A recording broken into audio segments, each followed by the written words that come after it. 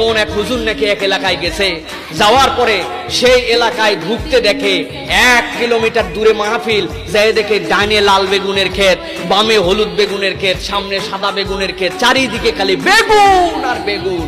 উনি চিন্তা করছে আজকে তো কপাল খারাপ আছে, এই এলাকায় যে তরকারি দিবে সবই তো বেগুনের তরকারি হবে মনে হয়।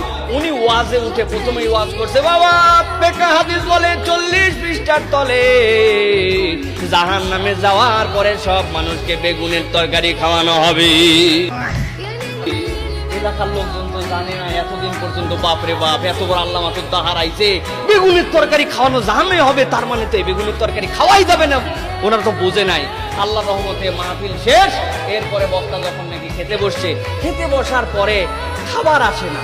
জিজ্ঞাসা করছে, বাবা এটা তো অনেক দূরতে সফরে আসেই আমি তো কথাবার্তা বলছি, তাড়াতাড়ি খাবার দাও। হুজুর কি বলবো আর, দুঃখের কথা আমরা তো জানতাম না যে বেগুন খাওয়া এত বড় অপরাধ, কিন্তু আপনি আসার পরে যে ওয়াজ করছেন বেগুনের বিরুদ্ধে। আমার মা তো শুটকি দিয়ে বেগুন রান্না করেছিল, ইলিশ মাছ দিয়ে বেগুন রান্না করছে, বেগুনের চচ্চড়ি করছিল, পাতাশি মাছ দিয়ে বেগুন করছিল, আমাদের সব বেগুনের ভর্তাবাজি। এখন আপনি যেহেতু আইছেন, বেগুন খাওয়া চলবে না, কি করবে?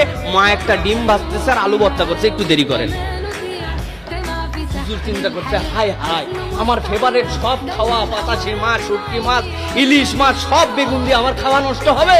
সাথে সাথে বলছে, বাবা তোমরা তো জানো না, মাসলার কিতাব বলে 40 পৃষ্ঠার তলে যদি কোনো তরকারি না থাকে তখন বেগুন খাওয়া চলে।